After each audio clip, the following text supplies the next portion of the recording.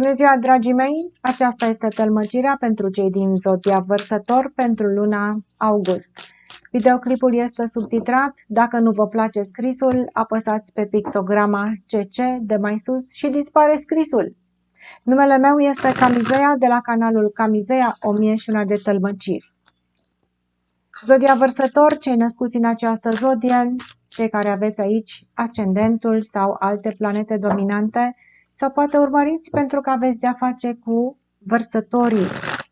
Vom începe cu energiile curente generale, să vedem ce se îndreaptă către voi în această perioadă.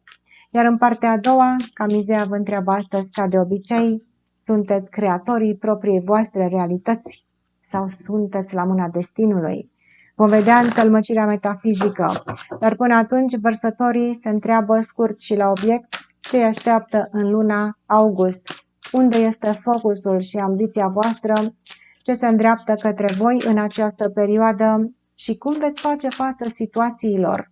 Energia generală, vărsătorii, avem spânzuratul, un personaj care se luminează aici și va privi lucrurile dintr-o altă perspectivă. Spânzuratul privește de jos în sus și își schimbă ideea despre o anumită chestiune. Mai vedem persoane care așteaptă să se întâmple ceva, dar ei nu vor trece la acțiune. Un vărsător care poate așteaptă ca celălalt să ia o decizie. Mai vedem pe cineva care este agățat. Oare în ce situație ești agățat aici? Este o iubire de care ești agățat? Poate faci un sacrificiu pentru cineva. Vedem iarăși sacrificiile sau donațiile pe care le veți face în această perioadă, vărsătorii, spânzuratul, iluminarea mentală, schimbarea perspectivei, așteptările. Poate că nu doriți să faceți o acțiune, dar spânzuratul vedem că se poate elibera în orice moment din această chestiune. El poate să facă ceva, dar poate că nu dorește. Un vărsător care așteaptă. Oare ce așteaptă? Mai vedem lucrurile caritabile, mai vedem o persoană care se transformă aici spiritual, evoluția spirituală pentru mulți dintre voi și schimbarea modului de gândire. Doiul de spade în poziție dreaptă. Vă veți concentra foarte mult pe ceea ce este în interiorul vostru, veți reflecta foarte mult, fără să priviți foarte mult lumea din afară. Iar dacă o veți privi, lumea din afară, o veți privi cu fundul în sus, pentru că, iată, va trebui să vedeți anumite chestiuni pe care poate nu le-ați văzut până acum. Introspecție foarte mare, nu veți spune, poate nu veți vorbi foarte mult despre aceste chestiuni, pentru că sunt treburi care vă privesc personal sau le veți împărtăși cu foarte puține persoane, dar deocamdată sunteți într-o perioadă de așteptare până se lămuresc anumite treburi și până când lucrurile devin clare. Un vărsător care are o îndoială în inima sa cu siguranță și așteaptă aici poate pe o altă persoană să se hotărască, să se decidă sau să facă ceva, să facă o schimbare această persoană.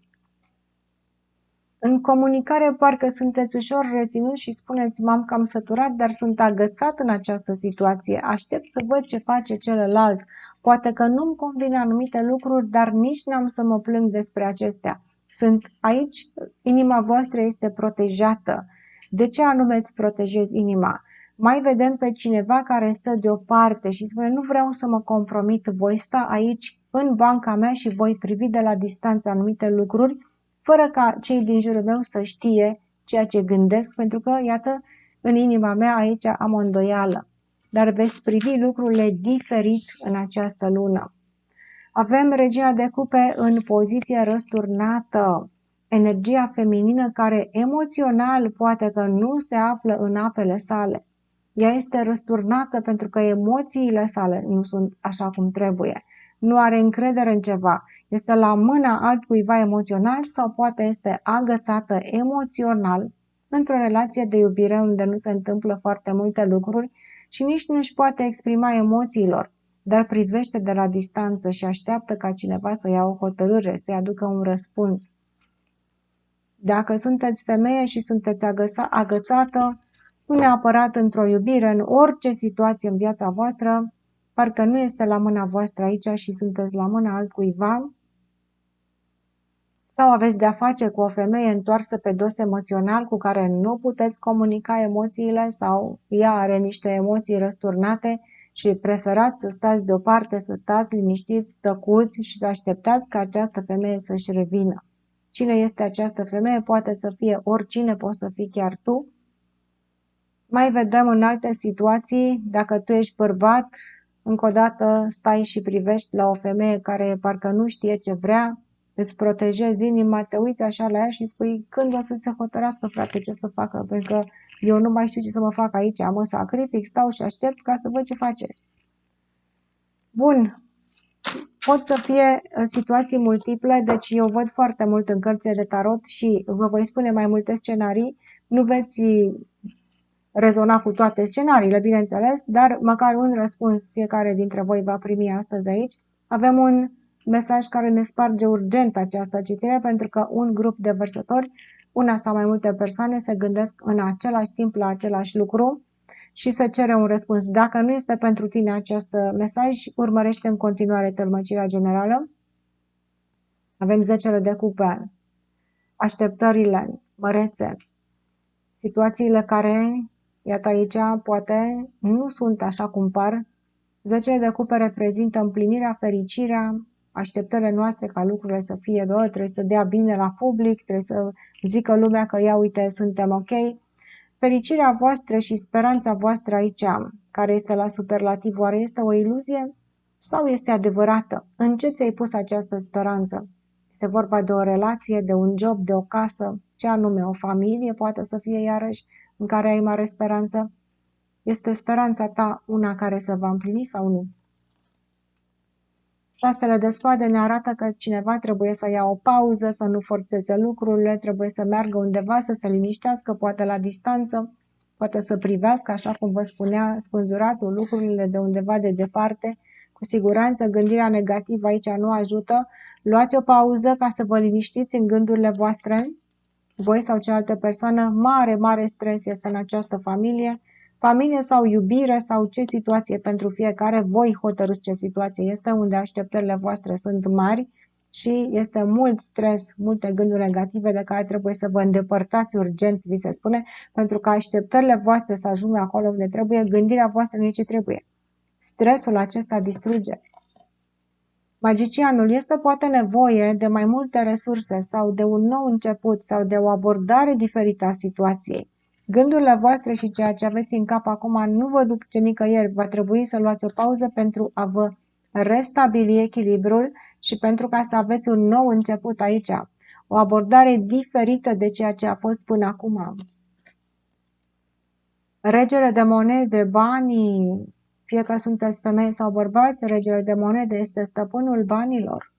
Dacă ai de-a face un bărbat într-o relație de lungă durată, poate să fie soțul, iubitul, cine este acest bărbat, ai pretenția ca el să se implice și probabil dacă tu ești femeie și vezi că nu se implică, lasă așteptările un pic mai jos pentru că ești foarte stresată.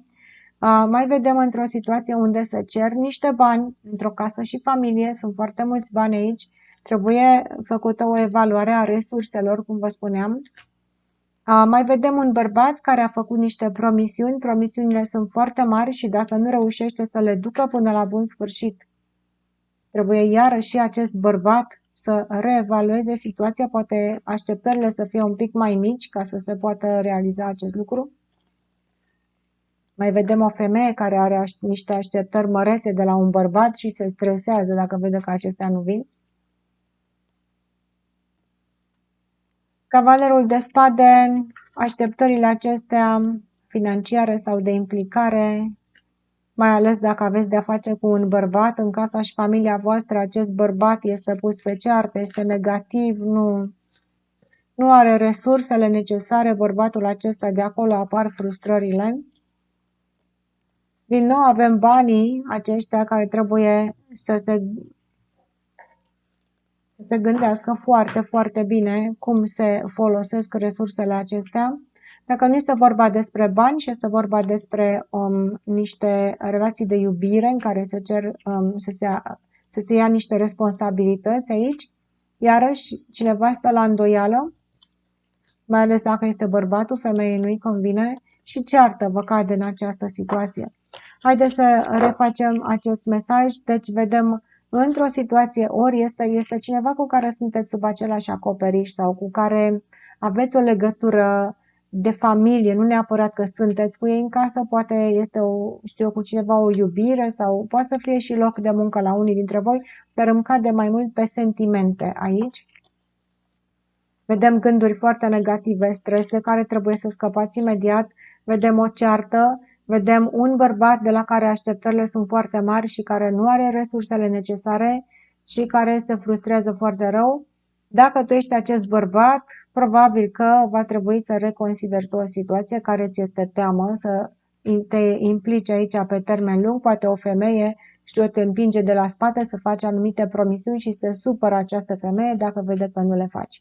Deci iată că certurile sunt în această situație, conflictele, așteptările sunt prea mari, bărbatul ori nu are resurse, ori femeia are așteptări mult prea mari de la acest bărbat. Sau sunt niște chestiuni financiare, dacă nu e vorba de relații de iubire, în care așteptările sunt mult prea mari și apar conflictele. Bun, vărsătorii, ce cade la spatele vostru? De cum v-am dat foarte multe răspunsuri, voi alegeți unde este situația voastră, dar ce cade la spatele vostru în luna august este vorba despre exact această îndoială emoțională cu care începeți luna, în care sunteți agățați și parcă nu știți ce să credeți. Nu o să vă mai intereseze foarte mult, se pare că după începutul lunii în care sunteți așa ușor detașați, o să vă gândiți voi aici, ia să mă uit eu mai bine la acest lucru, ia să spun eu ce am de spus, pentru că nu-mi place și nu-mi convine să rămân în această incertitudine emoțională, să stau tot timpul să mă protejez emoțional. Dar de ce, domnule? Ia să vedem despre ce e vorba. Nu vă mai interesează indeciziile. Steaua în poziție răsturnată, ceva care nu vă convine, o dorință care vă doriți să se împlinească, sau poate este ceva de suflet și dacă nu vă convine situația, veți vedea că această chestiune nu merge pe calea cea bună și veți spune, voi, de ce mă sacrific? Pentru cine mă sacrific?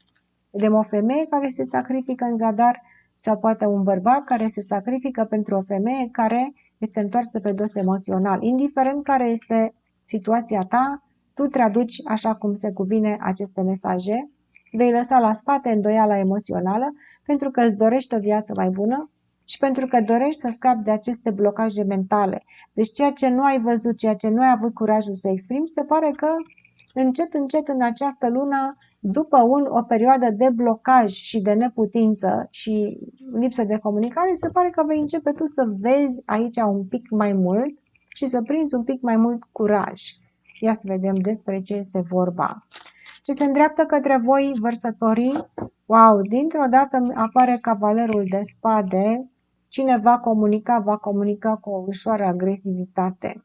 S-a plictisit, ea ajunge cât a stat agățat și în așteptările acestea care nu duc nicăieri. Fie că este vorba de iubire, de familie, de prieteni, de vecini, de locuri de muncă, indiferent ce este, vedem un vărsător care își pierde calmul în această perioadă, dar asta nu înseamnă că este ceva rău, pentru că ea începe să vadă anumite lucruri care le-a ținut în el sau în ea și le va începe să le exprime și când ies afară și se exprimă, o să iasă și vrute și nevrute aici. Pajul de monede. Pajul de monede poate să fie un personaj cu care aveți de-a face, cineva în care aveți încredere, poate să fie un copil, iarăși este un paj de monede care, copilul acesta, mă rog, nu prea are aici, avem aici un cățel care vedem că s-a trezit și tușește, dacă l-auziți, este cățelul. Cineva are un conflict cu un prieten, cineva apropiat care, mă rog, este acolo, dar produce anumite chestiuni aici în comunicare care se cer rezolvate, parcă nu îi pasă așa de mult. Dacă este vorba despre copilul tău, te vei supăra pe copilul tău, mai ales dacă ești femeie, cu siguranță te vei supăra, dar vei spune niște lucruri din care copilul va învăța. Vedem o mamă care își ceartă copilul. Mai vedem dacă este vorba despre o prietenie, poate să fie între doi prieteni niște așteptări care s-au făcut, o ofertă pe care cineva o face cu inima deschisă și cealaltă persoană spune, stai mă puțin că oferta asta, ce-mi faci mie oferta asta? poate să fie de cumpărare de obiecte, poate să fie orice ofertă de muncă. O să râdeți la ofertele de muncă, dacă sunt, pentru că nu sunt ceea ce vă trebuie. Veți respinge aceste oferte, vedem. Șaptele de spade în poziție răsturnată. Aceste oferte nu sunt pentru voi, parcă simțiți că cineva vă trage pe sfoară, vă veți supăra. Dacă e vorba despre un copil care a făcut o năzbâtie aici, îi veți spune pe față, va învăța copilul. Copilul nu are intenții rele. Copilul nu a vrut să greșească, dar probabil că a făcut-o din necunoștință de cauză. Poate nu-și dă seama de aceste lucruri. Dacă este o altă persoană, ofertă de muncă, de cumpărare de obiecte, de prietenie, de dragoste, o să râdeți de această ofertă și o să spuneți, pleacă-vă de aici că n-am nevoie de această ofertă. Iată un vărsător care va refuza această ofertă, dar parcă și se și supără. Ce-mi vii la mine cu prostiile astea? Bun, mai departe. Ce iese din treaba asta pentru voi? Justiția, să face o dreptate. Cu siguranță, situațiile în care nu există dreptate și cineva a fost agățat și n-a avut curajul să vorbească și emoțional a fost întors pe dos, poate cineva a încercat să vă înșele, poate cineva, știu eu, nu v-a spus adevărul, a făcut boacăne, se face dreptate, se scoate sabia, vărsătorul scoate sabia, dar nu o scoate neapărat cu această agresivitate tăioasă. Este vorba despre sabia dreptății. Lucrurile trebuiesc aranjate. Mai sunt chestiuni legale, iarăși, dacă cineva vă face o ofertă legală în care nu vedeți și sunteți agățați de niște așteptări, care nu ați văzut lucrurile legale, veți vedea aici, cineva încearcă să vă frăierească legal dacă e vorba de semnare de acte. Uitați-vă de 7000 de ori ca să vedeți aceste lucruri, pentru că le veți vedea în oferte, știu eu ce oferte, de cumpărare, și o ofertă mică în care cumperi ceva de la cineva și vezi că nu a fost ceea ce ți-a promis aici.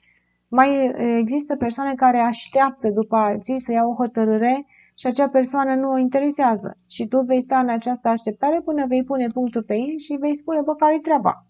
Dreptatea. Vărsătorul își face dreptate cu mâna sa după o așteptare aici, vedem. Pajul de bâte, acel personaj în care nu ați avut încredere, copilul, iată, este tras la răspundere. Dacă nu este copil, poate să fie persoana care v-a făcut oferta. Avem doi paji. Pajii sunt ori persoane foarte tinere, ori sunt oferte, mesaje, propuneri, vești care vă sunt aduse. Veți comunica un pic mai bine cu cineva care să vă pune pe picioare și va trece la acțiune.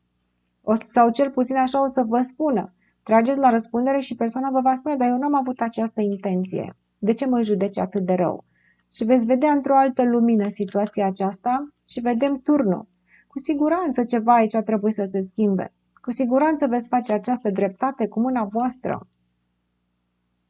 Și mai vedem persoana despre care este vorba aici, dacă e vorba de un tânăr sau de cel care vă oferă. Veți găsi alte oferte dacă este vorba de așa ceva. Dacă este un tânăr, tânărul va încerca să își repare greșeala, dar va trebui să o ia pe o altă cale, să schimbe direcția. Turnul reprezintă această schimbare de direcție care este mai mult sau mai puțin la îndemâna noastră. Se pare că nu este în mâinile voastre la începutul lunii, pentru că avem spânzuratul, dar spre sfârșitul lunii avem justiția, adică luați în mâinile voastre această schimbare sau faceți voi o schimbare pentru un copil sau pentru cineva din viața voastră. Nu trebuie să fie neapărat un copil, poate să fie un prieten, poate să fie o rudă care nu merge pe calea cea bună. Aici vedem că, dar nici nu-și dă seama de acest lucru, vedem cum sunteți ușor agresivi în comunicare, după care faceți voi dreptate cu mâna voastră pentru această persoană și acestei persoane îi va fi un pic mai bine. Sau dacă e vorba despre oferte, de ceva legal, semnare de contracte, mai ales dacă e vorba despre casă, semnări de casă, o să schimbați persoana de la care cumpărați casa. Sau veți căuta o altă ofertă mai bună, cineva încearcă să vă frăierească în legătură cu casă, dacă este vorba de așa ceva, nu la toată lumea. Tu știi mai bine în care situație ești ca să aplici aceste mesaje așa cum trebuie. În temerile vărsătorului ce se află în această perioadă? Vedem ca să se facă această dreptate, se trebuie să schimbe o situație. Doiul de bâte, răscrucea. Ești între două chestiuni și te întrebi, oare să o iau pe aici, oare să o iau pe acolo, este în temerile tale, te gândești ce va fi. dar vedem că vei lua în mâinile tale această decizie și vei face o schimbare de care ți este ușor teamă, poate ai așteptat să se schimbe cineva, dacă nu se schimbă persoana, vei impune tu aici schimbările. Avem 9 de cupe răsturnat, în temerile tale parcă zici că nu o să ai satisfacție, dacă o iei pe aici, să o iei pe acolo ca să ai o satisfacție, ești nesatisfăcut oricum, se vede, dar nu într-un sens major sau ceva. Ți se pune pata așa pe ceva și vrei o rezolvare, te vei lupta pentru acest lucru și vei spune niște chestii pe față aici. Dacă aveți de-a face cu un vărsător, o să cere dreptate vărsătorul, că nu este satisfăcut, așteaptă cât așteaptă, dar și când ia hățurile în mâinile sale, pașiți drumul. Aveți grijă cu vărsătorii, dacă încercați să îi lăsați așa în umbră, să nu știe despre ce e vorba, își vor da seama și vor lua decizii. Și cine nu-și vede de treabă va fi aspru criticat aici de către vărsători. Lumea în temerile voastre poate să fie o relație la distanță, poate să fie o călătorie undeva la distanță, sau poate să fie un contract care trebuie să se semneze aici pe termen lung și vă întrebați dacă faceți acest lucru, mai ales dacă este de casă, acest contract, vă întrebați dacă o să fie bine acolo, parcă ziceți, aoleu, ce o să mă fac dacă rămân aici pe termen lung. Mai bine mai evaluați această situație ca să vă hotărâți, pentru că o să fie pe termen lung dacă e vorba de casă. Dacă este vorba de o plecare în străinătate, parcă ziceți că nu mai vreți să plecați, ce plecatul în străinătate, parcă vă întoarceți înapoi, nu vă mai convine. Ce mai vedem aici? Și în general, finalizarea proiectelor, aveți o teamă pentru că cineva greșește, v-am spus. Ori este un subaltern al vostru, poate să fie un copil, dar nu neapărat. Vedem pajul care reprezintă și un subaltern. Sau cineva care în mod normal trebuie să asculte de voi și nu a ascultat, fără să-și dea seama aici, va fi tras la răspundere pentru că ceva nu se finalizează așa cum trebuie. Și atunci îl veți lua hățurile mâinile voastre ca să finalizați această chestiune. Chiar dacă măsurile vor fi ușor drastice. Bun, haideți să vedem vărsătorii care sunt abordările conștiente și concluzia pe care o vom trage aici în această tălmăcire, care vor fi deciziile pe care le vor lua vărsătorii în luna august. Dacă vă plac aceste citiri, nu uitați să vă abonați canalului Camizea 1100 Tălmăciri, pentru că în felul acesta mă ajutați pe mine să vin aici pentru voi lună de lună. Abonamentul este gratis. Știu că sunteți abonați la 7000 de canale sau că voi nu vă abonați la niciun canal, dar abonați-vă la canalul meu. Aici este gratis. Nu uitați să dați un like de apreciere dacă ați urmărit până aici și, bineînțeles, lăsați-mi un comentariu pentru că ador comentariile voastre. Dacă doriți citiri personale, mă întrebați cum să mă găsiți. Linkul meu de Messenger direct este aici în descrierea videoclipului de mai jos, apăsați pe săgeată. Acolo mă găsiți, nu mă căutați după nume pentru că mi se fură numele. Ofer citiri personale cu durată și până la 2 ore, virtual, bineînțeles, față în față și în funcție de timp, foarte, foarte complexe. Bun, haideți să vedem abordarea conștientă a vărsătorului. Carul triumfal. Iată ce frumos se produce până la sfârșit un progres, dar asta datorită vărsătorului care ia hățurile în mâinile sale, care se revoltă puțin pe persoanele indolente, pe persoanele care tratează cu superficialitate situațiile. Dar se produce o mișcare. Carul triumfal. Ce vă spune acest cuvânt? Triumfal. Deci exact vă era teamă că nu se finalizează anumite lucruri, nu se vor finaliza așa de rapid, se vor face niște schimbări aici, niște critici vor fi, o supărare ușoară, dar iată că situația merge înainte, carul triumfal, rezolvările, ieșirea la lumină a lucrurilor ascunse, iarăși, cineva care a făcut o greșeală și poate își dă seama de acest lucru. Da, clar, ieșirea la lumină. Avem Marea Preoteasă în poziție răsturnată și niște secrete vor ieși la iveală, care vor schimba această situație. Niște adevăruri care se vor spune fără să mai țineți cont de nimeni altcineva și vedem forța. Iată o rezolvare extrem de frumoasă în care curajul vostru va fi răsplătit, lucrurile se vor cum să spun, vor ieși în lumină și vor evolua datorită curajului vostru. Forța, puterea voastră de a stăpâni situația dar și puterea voastră de a stimula pe alte persoane, care poate nu sunt atât de puternice ca voi, vă cam supărați, dar iată că se produce aici controlul situației, adevărul care iese la lumină și un progres pentru vărsător până la urmă. Haideți să vedem în citirea metafizică de astăzi. Eu voi interpreta cărțile transparente pe această foaie albă de hârtie, care voi forma imagini intradimensionale și le voi interpreta și vi le voi arăta. Astăzi vom vorbi despre cele mai intense cuvinte rostite de către oameni în iubire și anume te iubesc. Ce se află în spatele acestor cuvinte, cum ne pot duce în eroare și modul în care cineva poate să manipuleze prin această declarație te iubesc. Ai fost în această situație și te întrebi oare ce se întâmplă? Vom afla astăzi. Te iubesc, spune omul. Te iubesc pentru că tu îmi oferi mie toate aceste beneficii. Îmi oferi plăceri erotice, plăceri materiale poate. De ce nu? La unele cazuri pot fi materiale. Îmi oferi companie, am, știu eu, poate alte beneficii de pe urma ta și nu sunt fraier să nu te iubesc. Te iubesc, spune omul.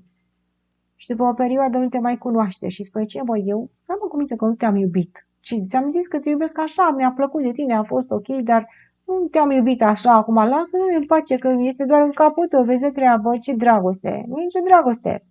Sunt cu altcineva acum. Iată cum, în spatele cuvintelor te iubesc, ce vede universul când omul rostește aceste cuvinte, pentru că universul, detectorul de minciuni, nu se uită la vorbele noastre cum ne uităm noi, oamenii. Cine simte vibrațiile? Ce spune omul în această situație? Te iubesc din interes. Asta spune. Te iubesc pentru că tu mă faci pe mine să mă simt bine și atunci când nu mai am nevoie de ceea ce tu mi oferi sau când găsesc aceste beneficii în altă parte, plăceri erotice, poate știu eu, chestiuni materiale, nu mai am nevoie de ajutorul tău, mă duc în altă parte unde sunt mai mulțumit și pe tine te dau la gunoi, te arunc de aici și te las în urmă. Nu te mai cunosc, pentru că nu mai am nevoie de tine. Dragostea aceasta a fost una interesată. Este trist să ne aflăm într-o astfel de situație, dar există. Iată, cuvântul te iubesc înseamnă mă bucur de beneficiile pe care tu mi le aduci și nu este o iubire care ajunge în inimă necondiționată, ci este o iubire interesată. Ce se întâmplă când nu mai există interes, nu mai există nici iubire. De aceea, iubirea interesată. Nu este o iubire adevărată, este o iubire temporară care se termină, pentru că acestea sunt condițiile. Dar poate că nu ai văzut aceste lucruri. În alte cazuri, cineva iubește necondiționat, spune, băi, uite, eu sunt aici pentru această persoană, iubesc necondiționat. Ofer totul, totul pe tavă. Sunt aici ca să ofer stabilitate, iubire, siguranță materială și cu toate acestea, cealaltă persoană spune, nu te mai obosi atâta. De obosi pentru că eu nu am nevoie de aceste lucruri și fuge.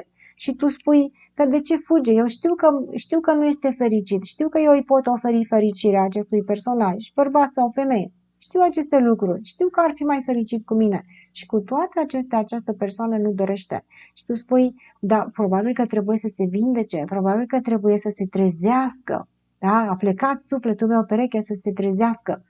Și stai și aștepți într-o chestiune care nu se întâmplă. Greșeala aici este că nu accepti hotărârea celuilalt, trebuie să respecti în iubire hotărârea celelalte persoane, dacă nu dorește să fie cu tine. Poți iubi necondiționat de la distanță, dar nu poți aici, vei ajunge la suferințe. Sunt oameni care spun, nu pot să trăiesc fără această persoană. Viața mea nu are rost, nu pot să respir. Iată o iubire dintr-o nevoie disperată, în care avem nevoie de validarea unei alte persoane, în care omul nu se descurcă singur pentru că nu este în echilibru cu sine și așteaptă și se sacrifică și se victimizează din cauza unei alte persoane. Dacă omul ar fi în liniște și ar fi în echilibru, nu ar mai avea aceste pretenții și ar înțelege și ar accepta decizia celelalte persoane de a fi cu altcineva sau poate că nu are nevoie de dragostea noastră și am trăit, bineînțeles, fericiți, liniștiți, ne vedea de treaba noastră. Dar dacă nu se acceptă aceste lucruri, iată apare această iubire care poate să afecteze foarte, foarte mult emoțional unui om, se poate ajunge până la îmbolnăvirea fizică din cauza acestor iubiri. Mai sunt alte cazuri în care cineva se îndrăgostește și spune, vai, m-am îndrăgostit de această femeie, bă, m-a nebunit, are niște forme extraordinare, este atât de frumoasă, ea priviți-o. Sunt foarte mulți bărbați care spun așa, ia uite ce mândrețe de femeie, domne. Sau o femeie care spune, wow, ce bărbat bine, ce potent, ce înalt, ce frumos. Acesta este instinctul erotic care ne atrage în iubiri. Suntem precum animalele care intră în călduri și trebuie să perpetueze specia, trebuie să facă copii, cum suntem noi oameni, da, trebuie să ne mulțim să facem copii. Precum animalele, căutăm un partener cu care să facem urmași sănătoși și frumoși.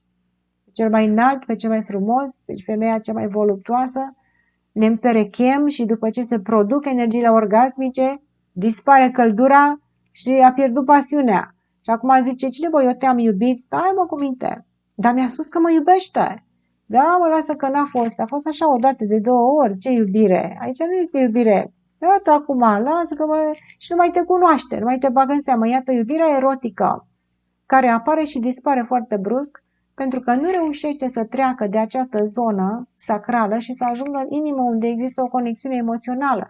Ea se bazează pe instinctul strict sexual erotic. Este o iubire care astăzi este, mâine nu mai este. Mai sunt diverse cazuri, bineînțeles, în care trebuie să înțelegem ce se întâmplă cu iubirea și ce se află dincolo de cuvintele te iubesc, încă omul nu înțelege. Bă, dar noi eram fericiți, noi eram bine, noi eram împreună. Ce s-a întâmplat? S-a întâmplat că această iubire a avut în spatele ei o altă intenție, probabil, și când se termină cu intenția respectivă, se termină și cu iubirea. Iubirea necondiționată, la bine, la greu, în bogăție, în sărăcie, în tinerețe, în bătrânețe, în sănătate, în boală, iubirea aceasta nu moare. Ea dăinuie. Omul se întreabă, cele mai cerute citiri de tarot sunt pe dragoste. Omul se întreabă, mă iubește sau nu mă iubește această persoană? Pot să mă încred? Pot să am speranța că se va întoarce? Sau că va fi ceva între noi? Când cunoașteți pe cineva și veniți la citiri și spuneți, vreau să știu dacă această persoană o să fie cu mine, ca să știu dacă investesc sau nu emoțiile mele. Ideea este să investești, pentru că aici poți să pierzi, există riscul pierderii, dar va trebui să înveți ceva din această chestiune. Că dacă tu vrei să mergi la sigur și spui, dacă știu dinainte investesc, dacă știu că nu o să fie cu mine, nu mai investesc, universul te va duce pe altă cărare și va atrage în viața ta altfel de persoane. Sau este un mod anume în care trebuie să privim aceste situații și să determinăm ce fel de dragoste este și ce se poate face în aceste relații pentru ca omul să nu mai sufere. Se fac citiri de tarot, am văzut pe diverse canale de socializare, te iubește sau nu te iubește, se trag 3 cărți și se spune soarta omului. Cine te iubește, cine se gândește la tine, bineînțeles, la camizeea lucrurile sunt un pic mai complicate. Trebuie analizată situația fiecăruia în parte pentru a determina ce șanse sunt în această iubire. Dar, în mod general, pentru vărsător, vom întreba tarotul transparent ce trebuie mentalul vostru să înțeleagă despre cuvintele te iubesc. Soarele te iubesc aduce întotdeauna căldură, vindecare, lumină. Lumină, sinceritate, lucrurile pe față. Dacă cineva ți ascunde, dacă cineva nu-ți răspunde, nu este iubire. Iubirea nu are nimic de ascuns. Iubirea vindecă și crește. Asta trebuie să înțelegi. Foarte frumos la vărsător. Mai vedem aici, pentru voi, pajul de spade este cel care vine cu niște nemulțumiri și le exprimă. Aceste nemulțumiri le poți exprima, persoana care te iubește te va înțelege.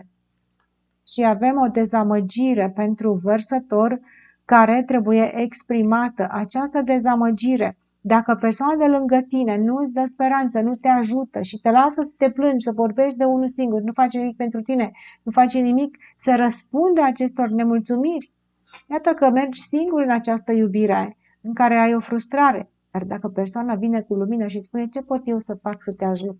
Cum te pot vindeca eu? Ce pot să fac pentru tine atunci când tu nu ai speranță? Poate când nu mai ai resurse, vine celălalt și te ajută. Asta trebuie să înveți despre iubire. Când îți este greu, celălalt vine, este lângă tine și te ajută. Acolo este iubire. Dacă nu o face, probabil că va trebui să spui întrebarea ce fel de iubire este. Soarele este vindecarea, lumina și căldura. mai ales atunci când tu ai ceva de spus, avem pajul de spade, despre deznădejdea ta. Deznădejdea ta este aici, o spui și persoana cealaltă vine cu lumină, cu căldură, te ia în brațe, te mângâiește, te vindecă. Atunci este iubire. Sau poate tu trebuie să faci aceste lucruri pentru o altă persoană când este la greu. Același lucru trebuie să-l faci dacă iubești.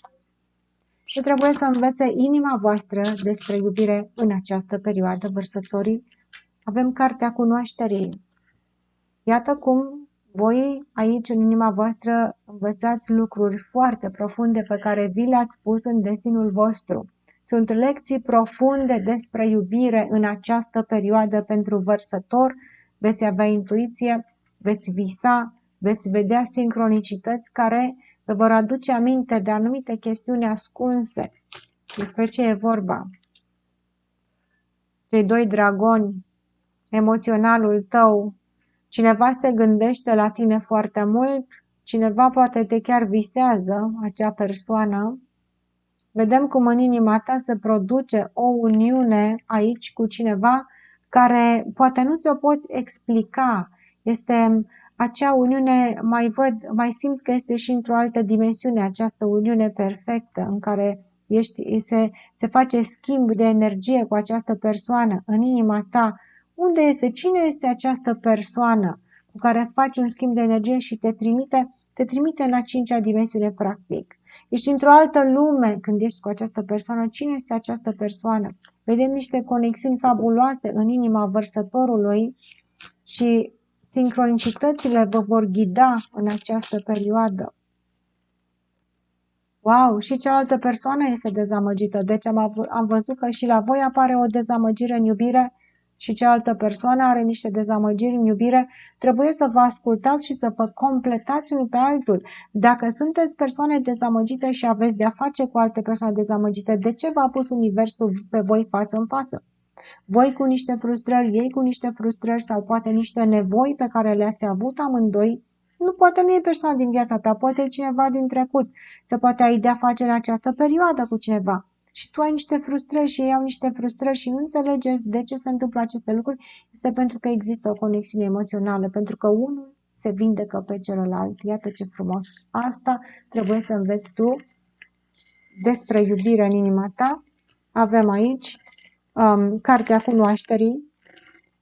Avem cei doi dragoni care se întâlnesc pentru a învăța această lecție care vine din altă lume și vor fi ghidați prin sincronicități să se întâlnească și să acționeze. Și avem personajul care se uită în această cupă de iubire și este dezamăgit, pe care va trebui să vă întâlniți, să fiți împreună pentru ca să se producă această conexiune emoțională la nivelul inimii. Și atunci nu vei mai vedea dezamăgirile. Este menită această chestiune să se întâmple pentru tine, mai bine înveți să hrănești această energie cu compasiune aici. Ce trebuie să învățați de la ghizii voștri spirituali în această perioadă, vărsătorii? Avem fulgerul. Este vorba despre aceste străfulgerări. Ghizii spirituali vă vor da niște idei, vă vor pune niște anumite chestii, niște sincronicități să le vedeți, dar nu vor sta foarte mult. Vor trece, va trebui să le vedeți. Sunt foarte, foarte puternice, dar mulți dintre voi le scapă din vedere. Atenție mare pe aceste sincronicități, această epifanie care o să spuneți, wow, la chestia asta nu m-am gândit. O să vă vină așa niște idei deodată, niște străfulgerări. De la ghizii voștri spirituali sunt. Ei vor să vadă dacă țineți cont de ele și mai vedem, este vorba despre energia voastră care trebuie să aveți încredere, să vă îmblânziți puțin. Cine vă oferă vouă o mângâiere și poate că aveți teamă de această persoană. Este trimisă în viața voastră această persoană ca voi să vă schimbați puțin. Oare ce trebuie să schimbați? Și ghizii spirituali vă vor arăta anumite lucruri și voi poate trebuie să acționați pe ele și să faceți aceste schimbări în voi. Inima, negativitatea din inima voastră, poate la unii dintre voi, trebuie să vă lăsați îmblânziți. Universul trimite persoane care vă mângâie și voi aveți impresia că vă atacă. Atenție mare, este un mesaj aici care vi-l spun subliminal. Cine crezi că te atacă? Acea persoană este trimisă de către univers să te mângâie, dar tu trebuie să-ți schimbi energia ca să înțelegi acest lucru și să nu-ți mai fie teamă. Avem aici fulgerul, ideile care vă vin de la ghizii spirituali. Avem leul care trebuie să se îmblânzească atunci când această mână îl mângâie. Leul în mod normal mușcă sau pisica sălbatică mușcă. Dar de data aceasta trebuie să vă lăsați mângâiați de cineva care, iată, vine aici pentru o vindecare emoțională, trimis de univers, să nu vă fie teamă. Avem aici un cățel care mai face zgomot. Dacă auziți zgomot, e cățelul nostru. Dar aceasta a fost citirea Vărsători. Vă mulțumesc pentru atenție. La revedere!